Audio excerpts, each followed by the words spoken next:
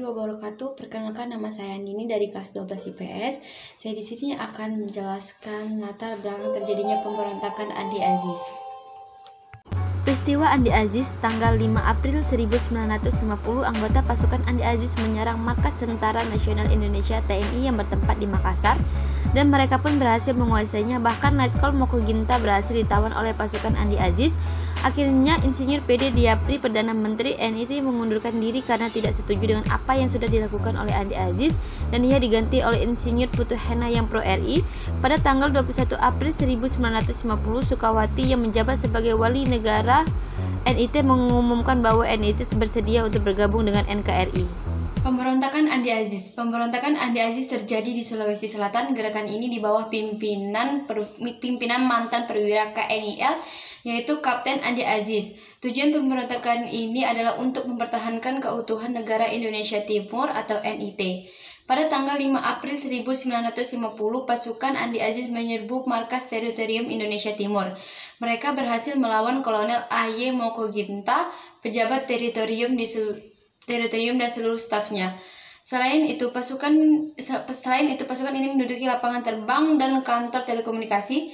Selain penyerbuan, pasukan ini pun mengeluarkan tuntunan yang berisi hal-hal berikut. Yang pertama, negara Indonesia Timur harus tetap berdiri. Yang kedua, menentang masuknya APRIS dan TNI yang didatangkan dari Jawa. Yang ketiga, hanya pasukan APRIS dari bekas KNIL yang menjaga keamanan Indonesia Timur. Mendengar tuntunan ini, pemerintah RI balik mengultimatum Andi Aziz pada tanggal 8 April 1950. Isi ultimatum tersebut adalah perintah agar Andi Aziz mempertanggungjawabkan perbuatannya dan melaporkan diri ke Jakarta dalam waktu 4x24 jam. Setelah batas waktu ultimatum habis, Andi Aziz tidak memenuhinya. Untuk menumpas pemberontakan ini, pemerintah mengirimkan satu pasukan ekspedisi penumpasan gerakan Andi Aziz. Pasukan yang diturunkan terdiri atas TNI dan kepolisian di bawah pimpinan Kolonel Alex Kawilarang. Batalion Rong adalah pasukan pertama yang mendarat di Juni Punto pada tanggal 18 April 1950, dan seluruh pasukan mendarat seluruhnya pada tanggal 26 April 1950. Pasukan TNI dalam waktu singkat berhasil menguasai kota Makassar. Melihat kondisi yang tidak menguntungkan, Andi Aziz pun menyerah pada bulan April. Menyerahnya Andi Aziz ternyata tidak membuat pasukan pemberontakan ikut menyerah. Hal ini terlihat dari musuh sering terjadinya pertempuran yang sengit antara kedua pasukan pada periode Mei sampai Agustus 1950. Pada sidang Pengadilan Militer Yogyakarta tahun 1953, Andi Aziz dijatuhi hukum 15 tahun penjara. Pemberontakan Republik Maluku Selatan (RMS). Pelopor pemberontakan Republik Maluku Selatan adalah Mr. Dr. Christian Robert Stephen Soumokil, mantan Jaksa Agung Negara Indonesia Timur, dan Mamusama untuk memuluskan aksinya. Ia menghasut para rajapati, kepala desa, serta mengadakan rapat umum di kota Ambon pada tanggal 18 April 1950. Hasil rapat tersebut ia umumkan tanggal 25 April 1950, yaitu proklamasi berdirinya Republik Maluku Selatan (RMS) dan melaporkan diri dari negara Indonesia Timur atau NIT maupun Republik Indonesia Serikat (RIS). Untuk menyelesaikan masalah ini, pemerintah Indonesia pada awalnya memilih jalan damai dengan mengirim delegasi yang dipimpin oleh Dr. Leimena dan anggotanya, yaitu Insinyur Puluthena Pulpesi dan Dr. Hatta.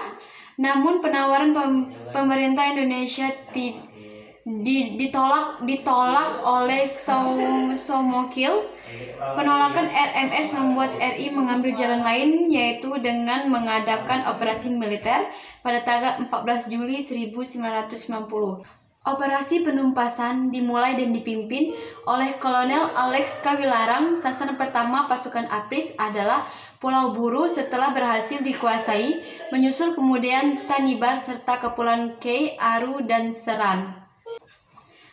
Sasaran selanjutnya adalah merebut kembali Ambon yang sekaligus menghancurkan bisnis kekuatan RMS untuk menguasai Ambon. Apris menambah jumlah pasukannya. Kedatangan pasukan tambahan berlangsung pada tanggal 28 September 1950 dan berlangsung dalam 3 gelombang, yaitu sebagai berikut. Yang pertama adalah gelombang pertama dipimpin oleh Mayor Ahmad Wiranata Kusuma. Yang kedua, gelombang kedua dipimpin oleh Letkol Slamet Iyadi.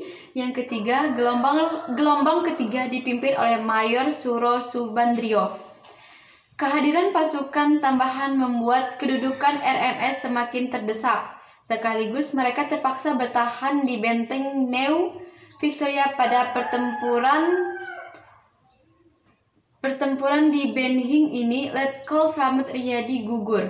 Kejadian ini memukul kemarahan Apris sehingga benteng ini digempur habis-habisan.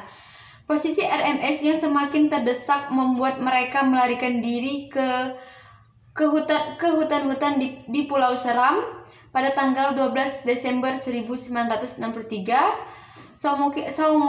Saumokil akhirnya tertangkap di dalam sidang mahkamah militer. Ia dijatuhi hukuman mati.